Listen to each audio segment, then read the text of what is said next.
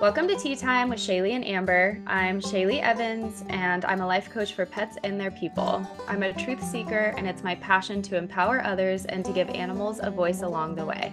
I'm Amber Leidick, and I've been a performance horse trainer focused on behavioral issues for over 20 years.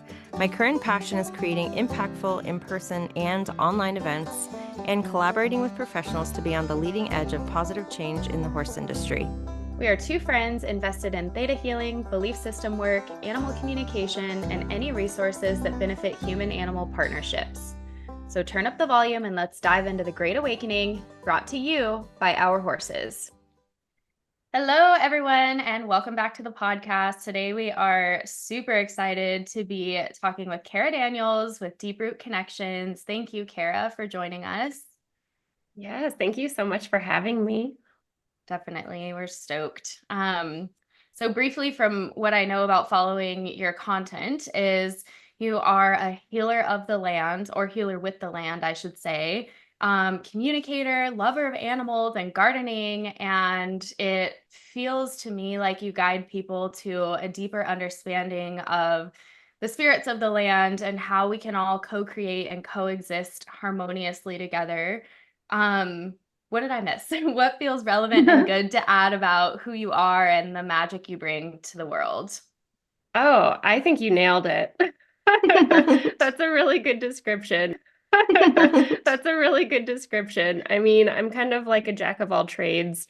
My guides always tell me that I'm a cocktail creation where we just bring a lot to the table. And yeah, my main focus really is working with the land, rekindling that connection with the spirits of the land, and moving forward into a new existence where we're all kind of interconnected.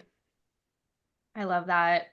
I moved to my property about 6 years ago, and I swear there's like every so often, like I've been following your content for a while, but the universe always puts one of your posts in line with me. Like whenever I'm doing something like, or whenever I'm like needing it with land healing. And I'm an animal communicator, and my focus is heavily on horses and animals and like the physical body. But I have been so guided to expand like into land energy. And Amber and I are always talking about how our horses, like we swear that when we ride our horses in the trees, that they hear like what the trees are saying and like the energy that are being pulled up from the trees. And I'm just curious how you first discovered that you could connect to trees specifically, and like I love trees. I want to hear what you have to say about trees. Oh my goodness, the trees. I just love them so much. So a little bit of how I ended up tree communicating was, and I'm sorry, my camera's like auto focusing if that's distracting, but Oh, it's okay. so I started communicating with animals. That's just how kind of those doors opened for me. And I heavily practiced with animal communication. So I resisted everything. I pushed back. I didn't believe it. I'm very logically minded. And so I took the animal communication route, or I guess it was laid out in front of me. And I really got comfortable understanding how the messages came in that way.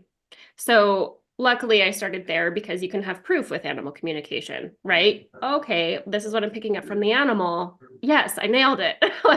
So I really had to build my confidence there. And I did that for about 2 years and opened up my business as an animal communicator. I was like, I'm just rocking my life. I thought that was it for me, but as a nature being through and through, I did notice that I was kind of being called back to the mountains. I would find myself after sessions just looking out my window and like my heart ached. I was like, I need some tree time. And so at that time, I was also kind of at a transition point with my business. I was like, I know there's more. Like my fulfillment's not quite there anymore. I know there's another step forward, but like I'm stalling out. I don't know what to do or where to go. And at this time, I had developed a really lovely connection with one of my horses in spirit. He was an acting guide of mine. And I asked him, I was like, what the heck is my next step? I don't know what I'm doing or where I'm supposed to go now. And he basically just told me, he's like, go find yourself a tree guide. I was like, I don't really know what you mean, but all right, let's do it. And so I literally just like blocked out 3 days on my schedule and I took myself for a walk. Was like, I'm gonna go hike, I'm gonna go see some trees, and that's it. Like I really had no agenda. I just wanted to get out in the mountains and kind of reset. So I get my dogs loaded up in the car and drive out to the mountain. I'm like, all right, we're here. We're gonna hike 5 miles today. It's gonna be great. It's a beautiful fall day. And maybe if there's a tree, no, we'll see what happens. So I get out of the car and I'm like, all right, start walking. And I think I hit maybe 50 steps. And I like immediately felt this masculine energy kind of right next to me, very magnetic to the point where I was like, I need to look. What's over there? And there's this huge tree in the middle of this meadow right next to a creek. It was like so picturesque. I'm like, oh, that looks like a great place to sit. Maybe later when I'm done walking. I had this whole plan, I had this agenda. And so I totally disregarded this kind of vibe from this tree. Kept walking. I think I made it maybe 3 or 4 steps, and I was like, no, right now we have to go back down there. So I climbed down this little hill to sit next to this tree. And I thought, okay, now what do I do? How do you talk to a tree? I just couldn't quite wrap my head around how to, I guess. And so I leaned back on my animal communication. I was like, well, I'll just kind of open this up like I would a session. And I centered my mind, my body, and I kind of just felt towards the tree, that like cord of energy that we send out. And it was instant. This tree just sent this like big masculine, grandfatherly type energy towards me. It was like he gave me this big hug. We both started crying. It was a whole moment of just uh, that big heart expansion of just love that you can feel sometimes. That's what it felt like. And I felt like I was home. And I was like, this is like the most incredible thing I've ever felt in my life. And so I had this beautiful conversation with him. He told me that I was a channel for nature spirits and that I had the potential to share the messages as far and as wide as possible. And so he kind of gave me a glimpse into kind of my soul path. And he was like, you're not quite there yet. You got to keep going. You just got to work with the trees now. And I said, okay. Eventually, he dropped a little cone, like almost right on my head, so I wouldn't miss it. And he said, take this cone. You can connect in with me whenever you want. Just take this cone. And he's been an acting guide for me for years now. And so that was my initiation to trees. And then after that, I was like, all right, like, let's do this. So I started interviewing other trees, just kind of getting a feel for it. What did the trees have versus the animals? And I was hooked.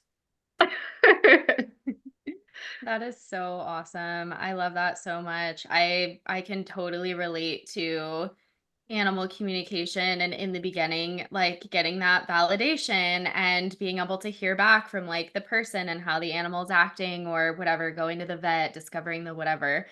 And when I met Amber, actually, I would tell her like about these interactions that I'd like have with the collective or like with people, or I would just get like certain senses for something. And I'm like, oh, yeah, the animal brought me to this. And it's funny because Amber was like, no, that's like, don't you think that's your energy? And I was like, I don't know.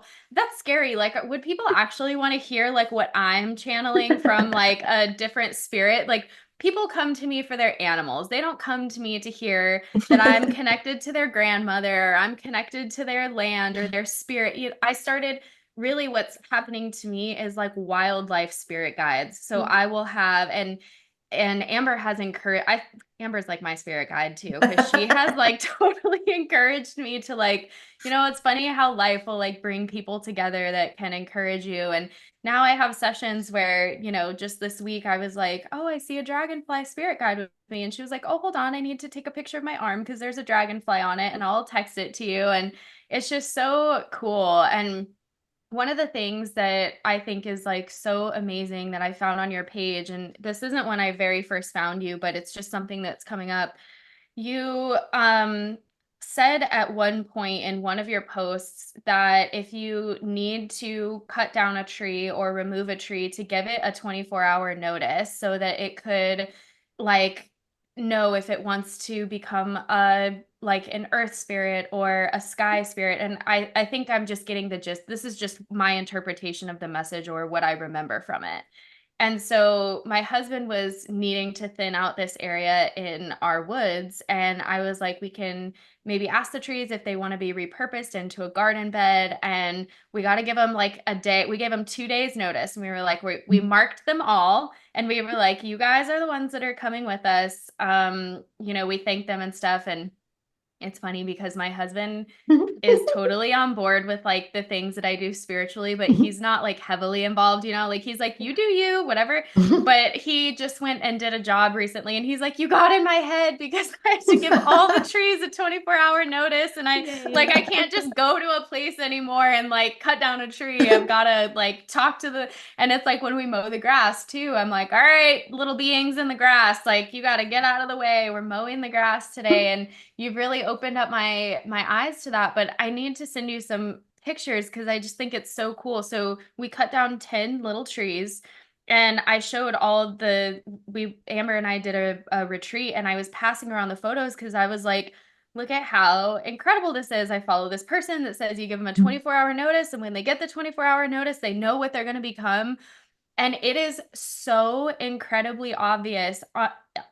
We cut down all these trees, and every single one of them had a symbol in the middle of them. One was an eagle, one was a mushroom, one was a duck, one was a heart.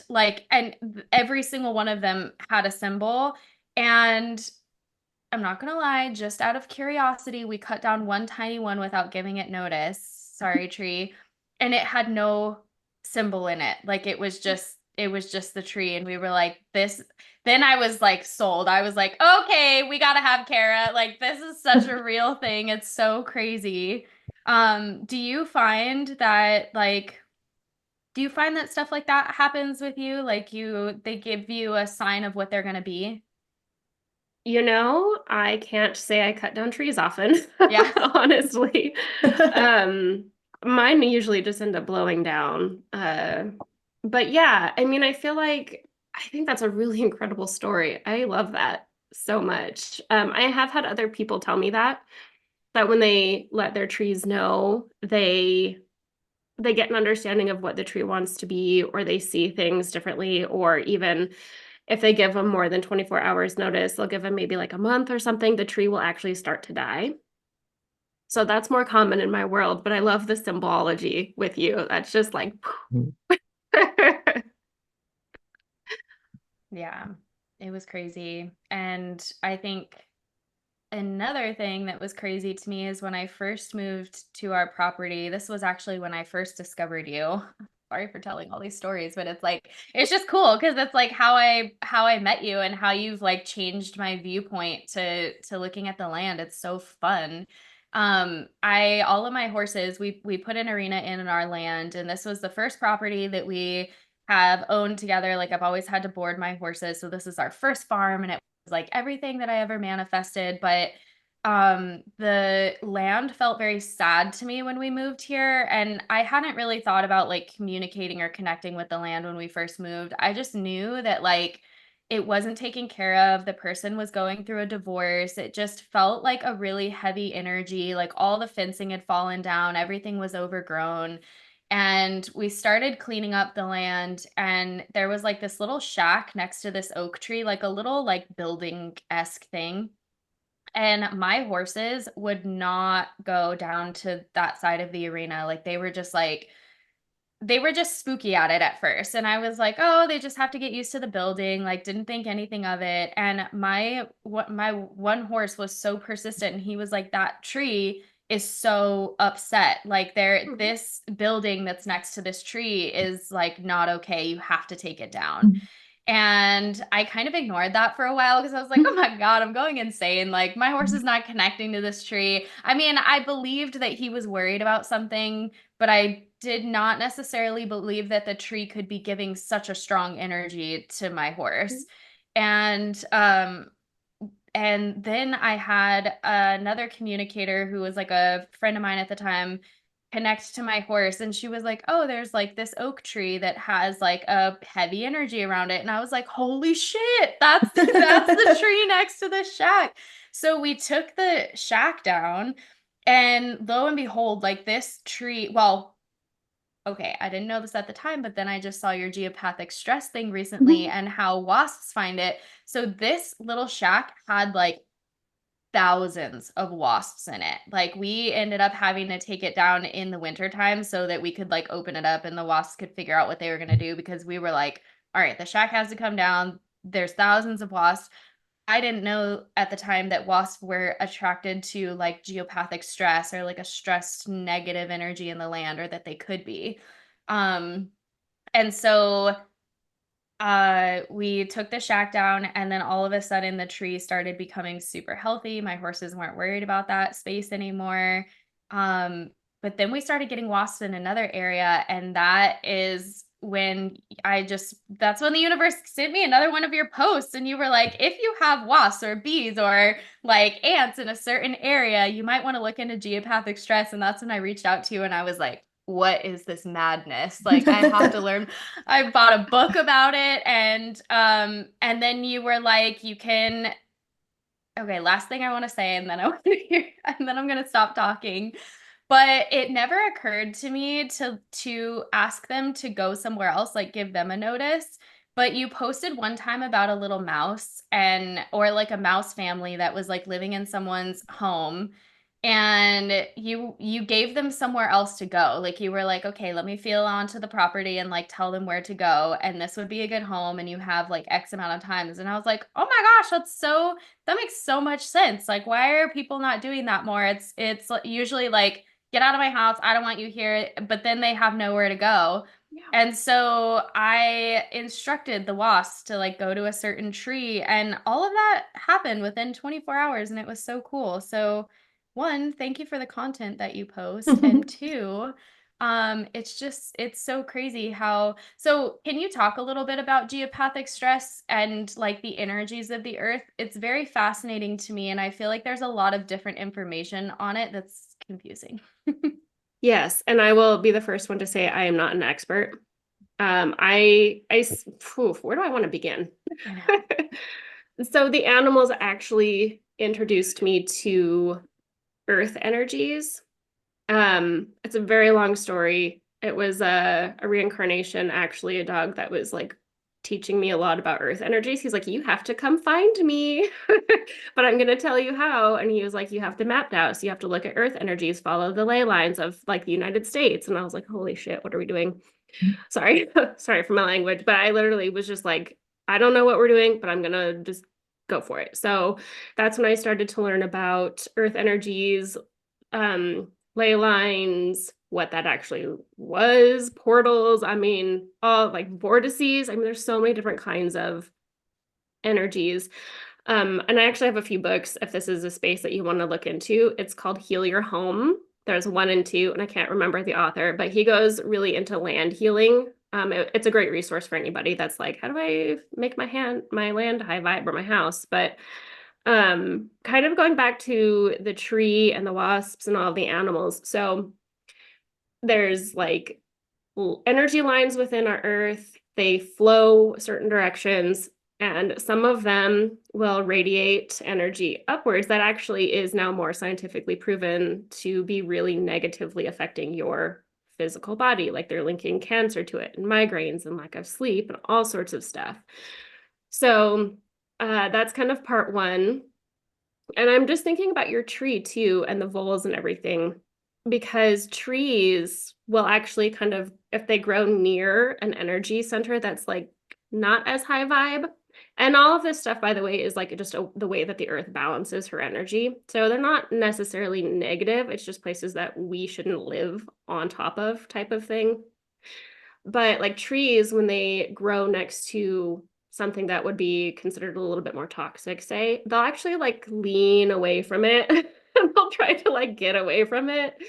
They also often develop cancers, like those big rooty things that the trees will sometimes get. The wasps, the voles, the moles, owls are sometimes attracted to it too.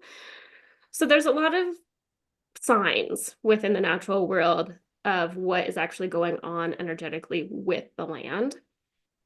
And that's just kind of part one. So I love that you're using your animal communication to help relocate these animals. It's really not that hard. Well, I say that, but it is.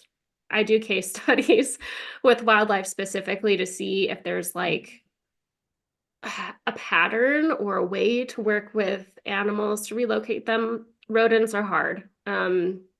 There's a lot of things with rodents. So I find that that's like a 50% success rate when I do those. But a lot of the voles or rodents, like I have voles and ants constantly, but I also have some geopathic stress in my yard. And they always tell me, they're like, well, we're just working to like kind of balance this out. We'll leave when we're done.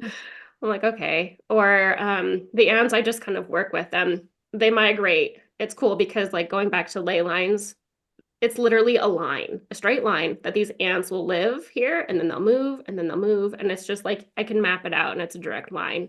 So that's kind of cool.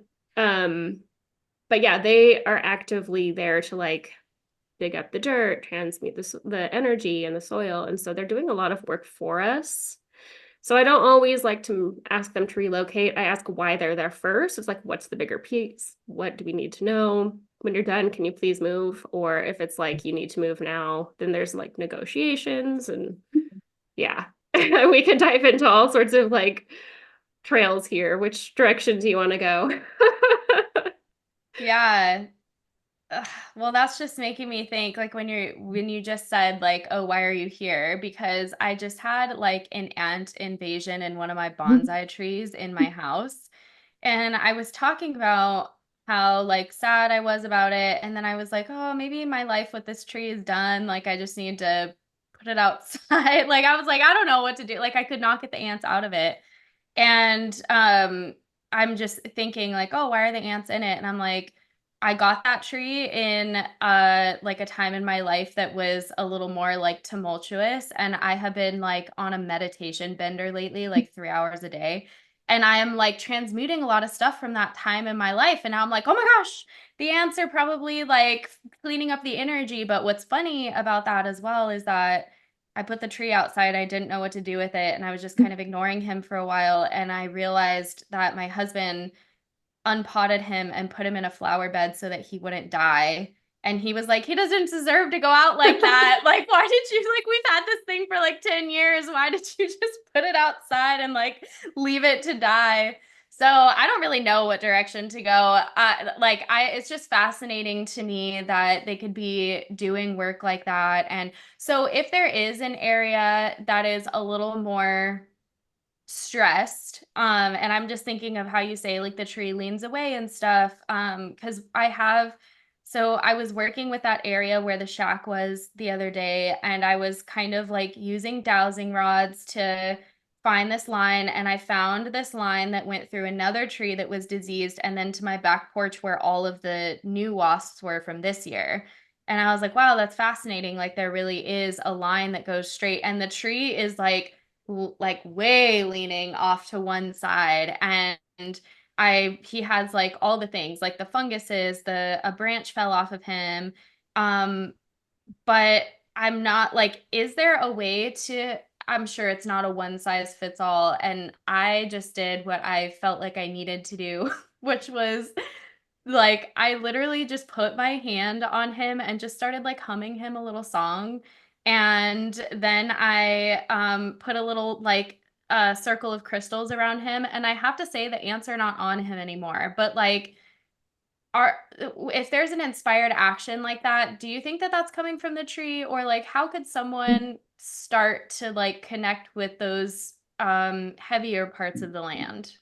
Hmm. Yep. I love that you put crystals around it. So when I do some of my land healings or readings, there's always like recommendations on the physical front to help heal in addition to like the energy moving that we're doing. And it's usually like encircle the trees with crystals.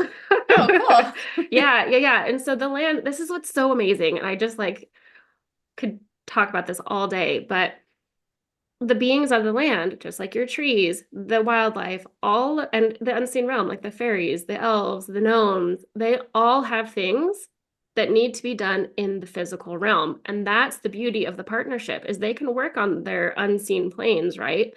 But when it comes down to it, they need a physical guardian, us, who have thumbs and the ability to do the things to basically help them take it to that next level to heal on the physical. So you're right on point. It's really just a matter of this is my impulse today. I feel like I need to sprinkle some flower petals here. I don't really know why, but I'm going to. Like following those little cues. It's your guides, it's the beings of the lands basically asking you for help. And if you lean into that, you'll be surprised at what else will come forward. And you're doing the work. That's the beautiful part is like just by following those little nudges, you're helping the unseen realms and the physical realms kind of bridge together in a healing capacity. I have a question about the bonsai and plants in the houses in general. We talk sometimes about the animals that we partner with and the soul contracts and how sometimes they'll take on stuff to help us clear the whoa, the house plants, the plants in the house. I mean, outside too, but do you feel like sometimes they take that energy on to help us and support us like the animals do, or is that like, okay, Oh that's yeah. fun. I Oh, don't know if that's you can fun. see her. This girl right here, my little Oh yeah. fern, Yeah. Hmm. she pops into my sessions a lot. That's why she looks so sad because she takes on so much. I have to put crystals in her. I repot her constantly. I'm like, you look awful. And she's like, no, I'm doing great work. I'm like, okay. But yeah, I mean, they do. Mm, I mean, not only are they great just to be with and around on the like physical aspects, but yeah, they do a lot of work for us. They mm, pull, they push, they absorb.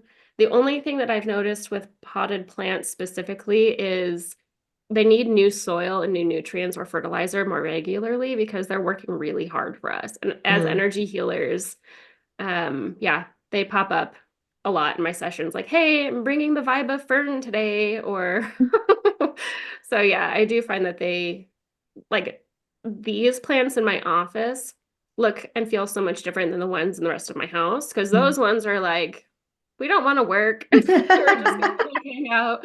And these ones are like putting their work jackets on, like we're ready to go. So these guys get babied a little bit more, but I have noticed that for sure. That is so interesting. Yeah, this is so funny because me and my son, I had never had houseplants before. In fact, like every time I had one, I killed one. And as of recently, in the last, I don't know how long. When did I rescue? When did I rescue the money tree for Oh, the from yeah. Home Like a year Depot? ago Oh, almost. she's so good now. She's so healthy now. But we would actively search out the ones that were super sad. It's like going to the animal shelter and finding like the saddest animal. Like we plant shop and it's like, which is the saddest plant here that we can take home?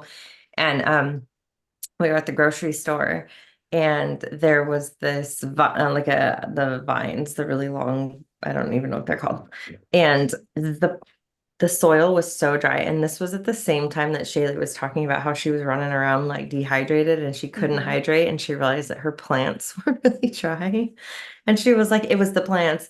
And I walked by, there's a plant section of the grocery store. And I walked by and I was like, immediately, I felt like I had no saliva in my mouth. Like it was like a wave of dehydration. And I like look over and I was like, so we pick up this plant. We take it. I even have pictures of this guy that checked us out and and me and my son are standing there and he takes the thing and he scans it and he's like, hold on, like there was a huge line behind us. This man was so concerned this plant was so dry. I didn't want this plant. Okay, I felt bad for the plant, but this man also leaves the register with huge line, leaves the register and goes and is like searching around in some of the other registers and comes back with his water bottle that he had from earlier that day, waters this plant. It's soaking right through and it's pissing all over the counter. Like the groceries are getting wet. And he hands the water bottle to my son and he's like, give it little sips, like until you get home. It was just, and I was just like, this is the most unreal, hilarious, amazing thing. to watch this man act as if we have just found this like stray dog who was dehydrated and unhealthy on the side of the road, but it's a plant. But it was so, he was so called to do it. And it was so weird that we were so, and she's thriving now in my living room. Um, but it was just so funny that whole experience when I was like taking, I don't know if I took video or pictures, and I sent it to Shaylee and I was like, we have an emergency situation in the grocery line and this man is here for it. It was so great. Oh my Uh, gosh, I love that story. Can potted plants feel ungrounded because they're not in the earth? Some can, and that's kind of a weird space to be in because we have like like the plants, the house plants, right? And then we have potted plants outside, and then we have potted plants at garden centers, trees. And it's kind of weird because, I can't speak on behalf of them all because they're all individual. Some of them are like, no, we're good. We're just happy to do us and be here. And I find that some of the more native, kind of larger nursery plants, for example, are like, I really want to go into the dirt.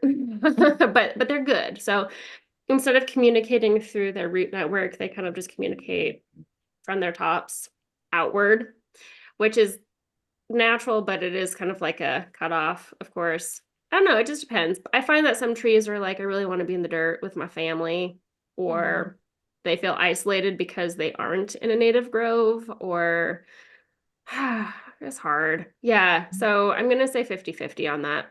It just depends. Okay. That makes sense because and it's funny just hearing you talk about the ones in your office versus the ones that are like in your other room. Because all my plants that are downstairs, I feel like are totally just like hanging out. I barely have to prune them.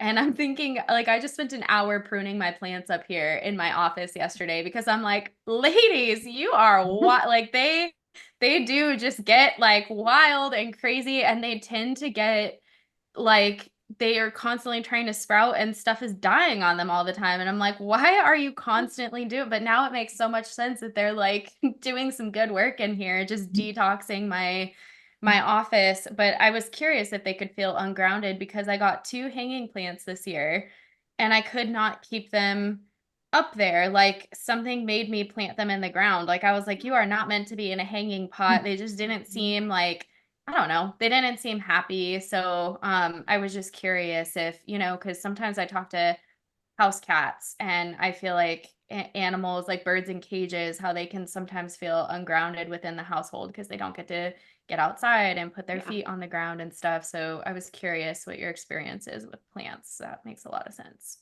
Mhm. Yeah. Yeah. Sometimes I'll just take them outside to breathe, but I don't know. I just feel into it. Just let them guide you. They know what they need. Awesome. Do you want to talk about Smarty and our I was questions with the totally, I trees? was totally right now. I was just like completely thinking about that 100%.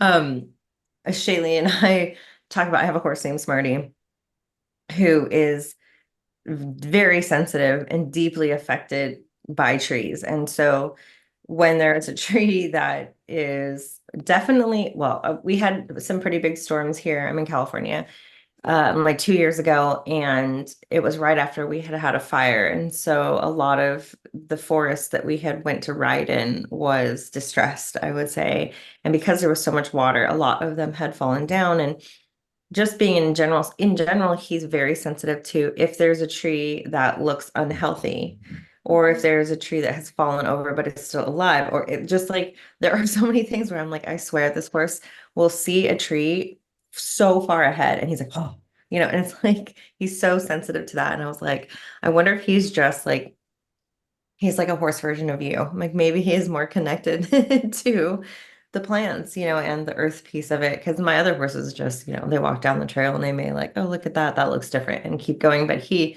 is so deeply affected in those situations that I've been talking about it for years. So I just find that that's like super interesting.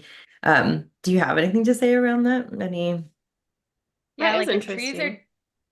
I'm curious if trees are dying, if they like emit a frequency or like if they like could he hear that? Probably. Have you Yeah. asked him? We think he can. We think he Yeah. can. Yeah, I would say the first kind of impression I'm getting is scent related also. I'd be curious if Mm, he has an acute sense of smell for certain things, but like yeah. depending on the stage of illness or the through the death and dying process, I mean they yeah, of course they have a different frequency. It's really no different than like an animal in their end of life phase. They shift. Mm, Their energy gets a lot different. Another thing too about trees that are dying that I've noticed, which could also be part of this, is sometimes the spirit of the tree is like, nah, I'm good, like I'm out. So mm, they don't actually stay in their body mm. while Oh, they I see. die. So Mm, there could actually be that part of it too, is that mm, it's just like a vacant tree that's mm. just going through the process. I But see. but they do have a different frequency. It's a decaying kind of frequency, which isn't bad. It's just different. I will say I think his sense of scent is heightened because I don't think he sees that great. Mm. Um, and he's very particular about like if you're going to give him a cookie, he has to fully investigate. He won't just blindly eat out of your hand. Does not like apples. He's just very particular. So I would say that that is probably pretty accurate with him. That makes sense. Horses are just tuned in a totally different way than most other animals. That's cool. Yeah, they really are. So I'm just curious with the land healing piece, like what are some things that you typically come across the most? Like what tends to stress land the most? What do you normally like um yeah, I guess what do you normally see or feel with land healings? Sure. Oof. Ugh. That's a good question. If I were to say my top three encounters, the trauma and history of place. So as with everything, every action, every memory, every thought leaves an impression, for better or for worse.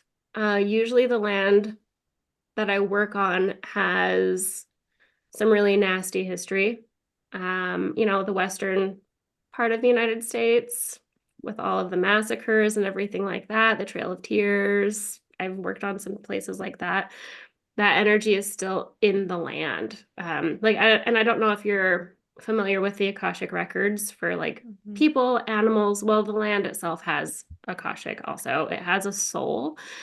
And so sometimes there's soul loss with the land. There's some removal of the past traumas. That's really common, very, very common. And so we kind of have to go through timelines. And this is where it gets really out there. And so sometimes I err on the side of caution of how out there I want to go, but also with the theme of timelines, like with the older houses, for example, if you go back in time, it's like, well, an 1800s house has so much history tied to it that's part of it. Also, sometimes there's like timeline bleeds where the past is actively still in action with the current time. I don't know if that makes sense, but basically Yeah. we have to like separate the timelines because that creates a lot of chaos. And Mm, there's various reasons why that could happen, but the trauma in the land, timeline issues, and or lower vibrational entities, those are big. Those are really big because those lower vibrational entities uh, are attracted to trauma. They're attracted to the less than high vibrational spaces. And so a lot of it is entity removal. Mm. I know it gets really kind of icky when we start diving into the land, unfortunately, but sometimes it's just fairies or elementals there that are just kind of like, I don't like people. I want to cause chaos. Or discarnate souls. That would be the other one that I find a lot is just people that haven't crossed over and they're just trying really hard to get somebody's attention because they're like, we want to go home now and we don't know how. So a lot of Well, spirit release and stuff like that. and how do you maintain a high, pure, positive vibration when working with those energies? And how do you, because I think a lot of people can become fearful about, like, they think about an entity and they're immediately like, oh, rather than seeing it as like just like a lower vibration who needs assistance with their vibration being raised. how do you stay in that positive um, frequency when you're working with them? Yeah, that's a really good question. I lean in. Well, I guess the way that I would like to answer that question is kind of just how I set up my sessions anyways for land healing. I call in my whole team. So I work with angels, I work with a lot of earth goddesses. Kind of just depends on who's there, who needs to be in assistance. But I have a whole team of all kinds of vibrational beings to just help me. Like they guide me. They do a lot of the work for me. I'm just kind of like the witness, if you will. And so, for example, sometimes I'll have to go in and actually do kind of extractions, if you will. This is very shamanically based, but I'll have to use my background in energy healing to just like hold the space, help them remove, whoops, I got blurry. Anyways, help them remove the being and then pass them off to wherever they need to go. Sometimes these beings just need to go back home. It's like they got stuck in our realm and they just need to be like assisted back into their realm, or they do need to go through some healing and higher vibration. It kind of just depends. So the way that I work with that is like I lean into crystals a lot too. So I have like a whole pile of crystals I use, from obsidian to quartz to some more specific ones for heavier energies. And so I work with tools, um, but leaning into my guides and the angels. I know not everybody's an angel person. I totally get it. I wasn't either, but they help me a lot. Um, and then a lot of cleansing afterwards. Cool.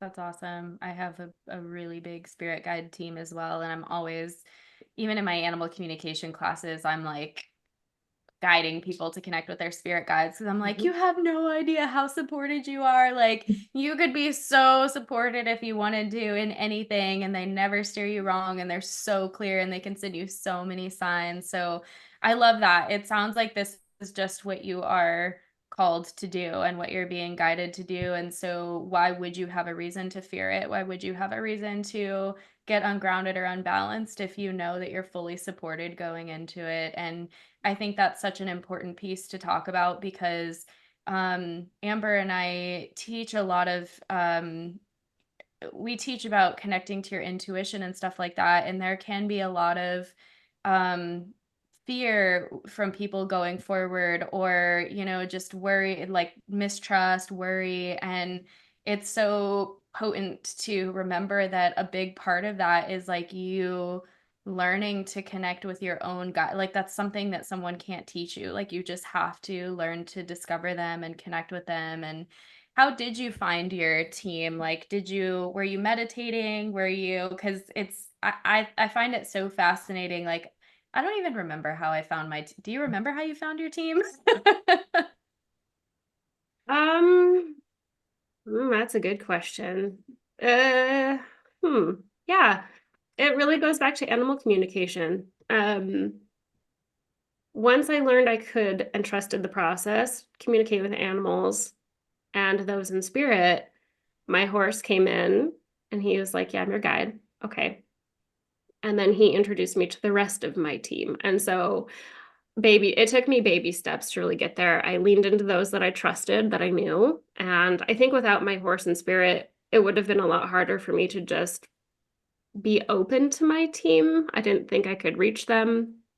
And then he started to introduce me to them, and I was like, okay, we're good. And so my relationship developed over years. It was not like, oh, hey, we're best friends now. Thanks for being on my team. It was like, who are you? What are you doing? And I would test him too, because, I was never taught discernment in all of my animal communication courses. So I was like, what if I do? Kind of going back to the fear thing. It's like I'm opening up my space to unknowns, really. And so my discernment wasn't necessarily acute at that point. And so when I met my team, it was like, who are you? Are you sure? And so I would put them through tests like, are you safe? Are you who you say you are? And so after they would pass the tests, they would roll their eyes at me. I could feel like, why are we playing games? But that's how I leaned into that a little bit more. But it was all guided by the animals at first.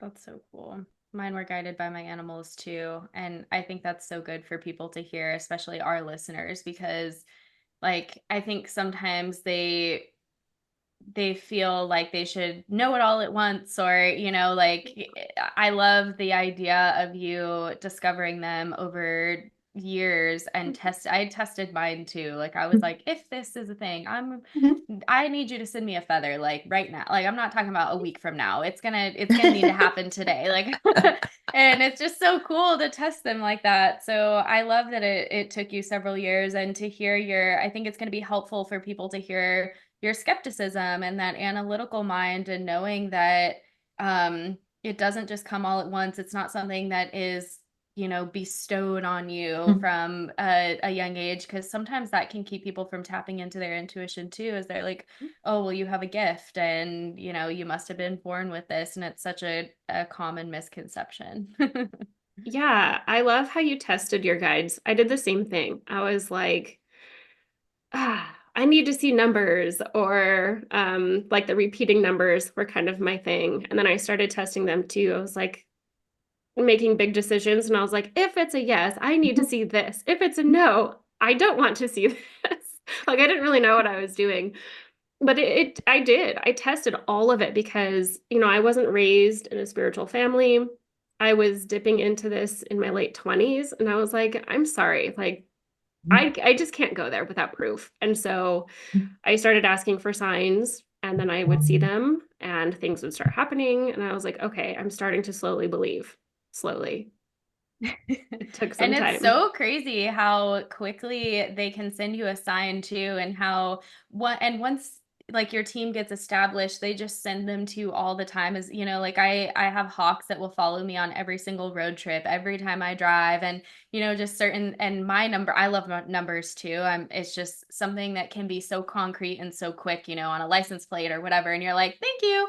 But Amber and I were just on a trip floating the Grand Canyon, and one of my numbers is 231, which is a very specific number. Like you don't see it all the time. And well, I see it all the time, but like other people don't see it all the time. And Amber and I were talking about something, and our guides are always following us in random ways, and we didn't have any cell phone service, and I had connected to all our animals at home, knowing that my cat was having an issue, and I was just like, I just need my guides to like let me know that something is cool. And like the tour guide stands up and she's like, all right, we're getting ready to go through this rapid. The name is super creative. We call it rapid number 231. And Amber and I were like, oh, fuck, like what? And she was like, we have never had anybody react to this rapid number before. Like, why do you guys like mile marker 231? And we were just like freaking out over it, because it's like, how out of all, like, we went through multiple rapids, and like she did She not never explain all ever, of them. she never, well, she gave us the names, but she never gave us like they all had numbers, but they had named them. This is the only one that like they had not named. And it was Yeah. we were like dying. Everyone was staring at us like we're insane. It's fine. But we were like, what? We were like, what are the odds? Like floating down the Grand Canyon, going through fucking mile marker 231. Like this one somehow didn't have a name. You can't make that up. It's just so cool. Oh, that's amazing. I love that so much. That's So cool. this is a random question. I don't even know why I'm asking it or if it will make sense, but I'm just thinking of like the parallel timelines, because that has been fascinating me lately. So when there's a parallel timeline, could like a different version of ourselves, and I don't know if you know this or not, but I'm just curious through like the energy work that you've done, could we have a different version of ourselves that exists at the same time? And if that is happening, how do we how do we recognize that? I'm so fascinated with parallel timelines, because That's like that video I was watching getting my nails done. This is me getting my nails yeah. done, and I'm screenshotting the like different parallel lifetimes. I'm like, is this what normal people do when they get their nails done? Is this the stuff that they're listening to? Yeah, like can we exist at the same time, and can we like interact with that, or is it parallel for a reason? Like you can't really interact. I I will only share what I have encountered. Um, I do believe that we can have multiple lifetimes at the same time. I haven't ever been curious enough to actually try to see what my other lives are doing. So I'm like, I'm pretty good. I might like that life better. So I try to keep myself separate intentionally. But what's really interesting about this is going back to the animals. I tell you, they just teach you so much. One of my longtime clients, she has me check in with her animals pretty much like every 3 months. And this one was super weird. Her dog was like, I can see into one of my mom's timelines. They're merging, kind of like the veil was getting split. And we could see this beautiful woman in a red dress. She was drinking like a cocktail at the table with her husband. I mean, we could see so many details. She was lively, she was happy, she felt rich. I mean, like we could literally see everything. And her dog was like, that is not the reality we live. So we need to close this. And I was like, what is this? Because this was my first introduction to like that bleed through. And could we Mm. actually communicate with her? And I felt in that moment, like if I walked through that hole in the veil, I could have immersed myself into her entire timeline and like astral traveled into that space. And I didn't, because I was like, I don't really get this. I don't know what's happening. So yes, that was kind of my introduction there. I was like, this has to be real. But again, when you don't know, when you're not taught this stuff, it's like, who do you ask? Right? What was really cool about that is she had another energy healer that saw the exact same thing. So there was some confirmation Oh, there. cool. And he was like, yeah, it's your past slash current self timeline just Mm. bleeding through. And he's like, you're not supposed to touch them. You're not supposed to interact with them. And so we work together to close that. But I do believe that if you really wanted to and you have the skills, you could basically like go hop around your timelines and just see what's going on and what you're learning. But I think it goes back in time all the way to forward in time because time doesn't really actually exist. Mm-hmm. It's crazy stuff. Yeah, it's so crazy to think about. And I've just been immersing myself in meditation lately. And I'm curious because there have been so many moments recently now that I'm like sitting for like 3 hours at a time. Amber told me that I'm on a meditation bender and I love it. Like it's just so true. So I've been like immersing myself in this and I'm just grateful that I have like the time and the inspiration to do it. Like I'm doing it for a reason. It just feels like inspired action. And I have been becoming like no place, no time, no thing, no body. Like I'm getting to this place where like I am nothing. And there will be moments where I'm pulled into this other space, but then over here, I can see myself from above sitting in my exact chair, like doing this meditation, but I'm not in that body. And it's so fascinating to me. And I don't know if you followed any of Dr. Joe Dispenza's work that he's the meditations that I've been doing lately. And I was listening to a story from him recently where he got into a deeply meditative state and he talked about how he watched this man who was him like walking on a beach, and then he saw the him that was sitting at this fireplace, and then he saw the him that he was, and he was like, what is that? Like when you bring your consciousness and your awareness back and you become like all that is, you see that, and that makes me think of like how our energies are multidimensional. And I've never been able to explain it very well to my clients, but I because I can connect with an animal who has passed away 20 years ago, and that energy that was with them in this lifetime for that 20 years still exists simultaneously of this energy that I can see of them that is now them. And that's so fascinating to me how that energy that was created is always going to be there and accessible over here. And I can see them like living in a new body and a new life somewhere else. That's so fascinating to me. Yeah, I've encountered that too a lot. It's like, wow, look at you. You're still here, but you're also over there and over here. But you're still the same animal. It's just so cool. That's cool that you see that too. Mhm. We do have I'm just looking at the time. I don't want to keep you past the hour. Someone said that she has found that some of her guides are higher versions of herself from another timeline. That's cool. That's awesome. Um, do we need to give houseplants notice or plants in general before pruning them, or how can we set them up for success in like the pruning process? Hmm. Yeah, I usually just talk to them. I'm like, hey, it's haircut day, girls or guys or whatever. So I'll kind of give them like a 30-minute notice. I'm like, hey, it's pruning day, and then I wander, get my stuff, and come back. The thing with plants, and this goes for pruning trees and other shrubs too, is like they pull their energy in so fast. So it's like I'm gonna be pruning you right here, and then it's like, boop, okay, it's no big deal. I like to give them just a few minutes so they can. Plus I'm slow. But yeah, just let them know, hey, like here, here, here. Or even ask them, like, do you want this trimmed right here? Should I leave it? It can definitely be a creative process if you allow them to guide the pruning. And I found that with trees is that sometimes I'm like, I want to cut this branch off, and they're like, no. I'm like, okay, never mind. That's actually really fascinating to me because, like I said, I spent like an hour repotting and like pruning my plants up here yesterday.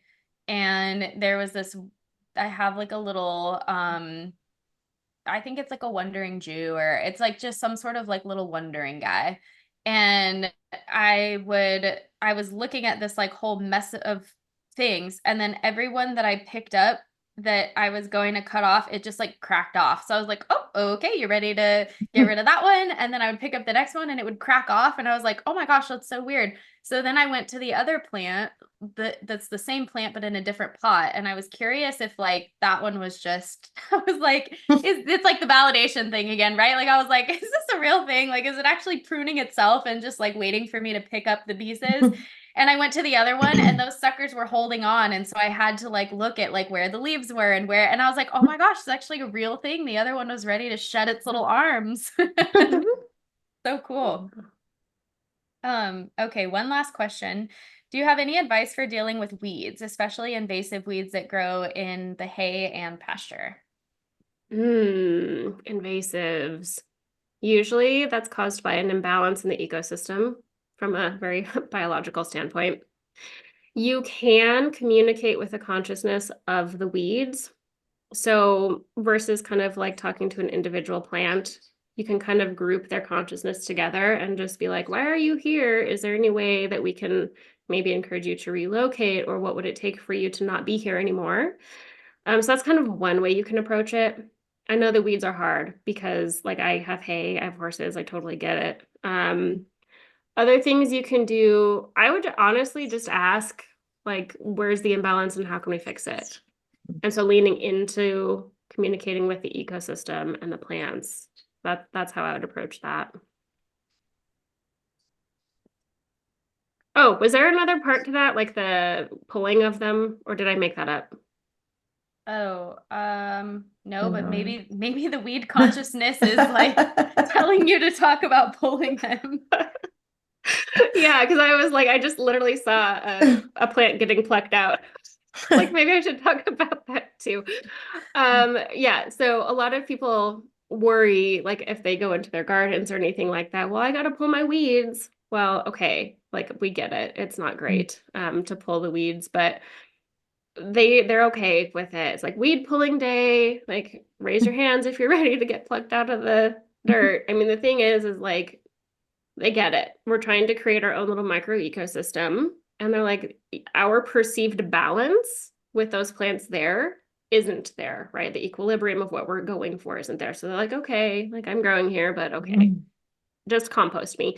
I guess the biggest request with plants that get pulled is they want to go back into the cycle. They want to be composted. They want to go back into the dirt. Unless like the wheat, like the seeds, I get that too. Is like they understand the seeds if we need to throw them away or burn them or whatever. They don't really care. They just want to go back into the ecosystem. That's really their big ask.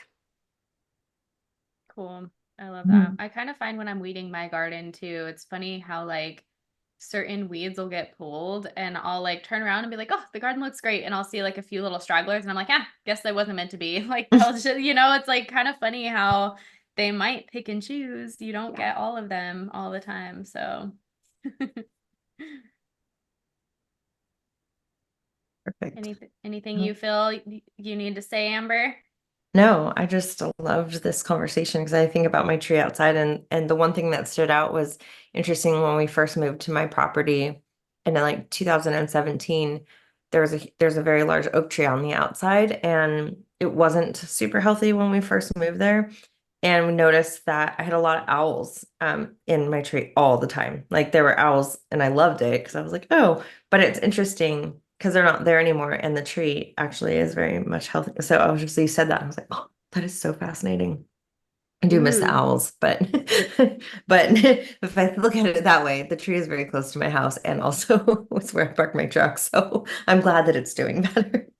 Um, but no, I think it was a super fun conversation, and I kind of want you to come to our event in October, like really bad. I keep thinking of that, but I'll do that on the side. We'll do it on the side. We won't leave it on the podcast. But yeah, it was great. If people want to find you, have sessions with you, any of that stuff, where can they do that?